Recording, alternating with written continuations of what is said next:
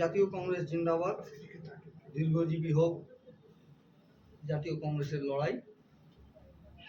এই রাজ্যে জাতীয় কংগ্রেসের সেই লড়াইকে এগিয়ে নিয়ে যাওয়ার লক্ষ্যে রাজ্য কংগ্রেস দিল্লিকে যেভাবে বুঝিয়েছে, দিল্লি সেই সিদ্ধান্তে রাজি হয়েছে।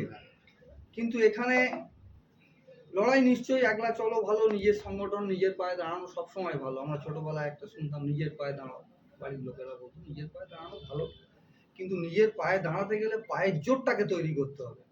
আমি সারা রাজ্যের সংগঠন ব্যবস্থা আমাদের প্রায় পঙ্গু, আমরা সেইটাকে রাজ্যের, আমি সব জায়গায় বলছি না, বেশ কিছু জায়গায় আছে এবং অধিকাংশ জায়গায় সেই অংশটাকে আমি শক্তিশালী করলাম না, সেখানকার সংগঠনে নজর দিলাম না। নজর না দিয়ে আমি কলকাতায় বসে থেকে আর দিল্লি গিয়ে শুধু বললাম যে একলা চলো, তার ফল এই হচ্ছে। অনেক প্রার্থী হয়েছে যারা নমিনেশনের ফর্ম ফিল আপও করতে জানে না, যারা ইলেকশনের এজেন্ট খুঁজে পাচ্ছে না, প্রপোজার খুঁজে পাওয়া যাচ্ছে না। এবং শুধু তাই নয়, স্থানীয় সংগঠনকে শক্তিশালী করার লক্ষ্য নিয়ে যে রাজ্য সভাপতি রাজ্য কংগ্রেস এগিয়েছিল দিল্লি, যাকে সিলমোহর দিয়েছে, তাহলে স্থানীয় স্তরে প্রার্থী দেওয়া উচিত ছিল, ভালো হোক মন্দ হোক, ল্যাংড়া হোক খোঁড়া হোক। আমরা সেটাকে সেই লক্ষ্যে দিল্লির সঙ্গে আলোচনা করে একলা চলোর নীতি নিলাম, কিন্তু করতে গিয়ে স্থানীয় সংগঠনকে শক্তিশালী করার লক্ষ্য নিয়ে। কিন্তু আমরা করতে গিয়ে দেখলাম কি, আমরা সেখানে সেই বনগাঁ থেকে বর্ধমান, উলুবেড়িয়া থেকে দমদম, এইরকম সব প্রার্থীকে আমরা করছি। এবং সেই প্রার্থী কারা?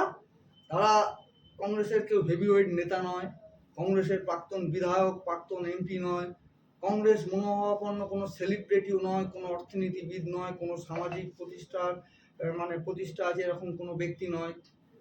একেবারে চ্যাংড়া, নিম্নমানের অযোগ্য প্রার্থী, যাদের সামাজিক স্তরে নিজেদের এলাকায় পরিচিতি খুব খারাপ।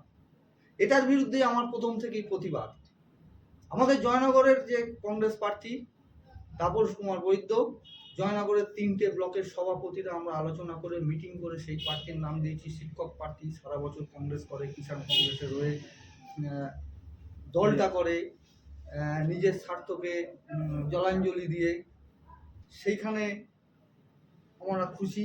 আমরা তার হয়ে নির্বাচন করছি, আপনারা দেখেছেন আমাদের যতটুকু নির্বাচনী অভিজ্ঞতা দিয়ে আমরা সবাই মিলে সেই নির্বাচন এক হয়ে করছি।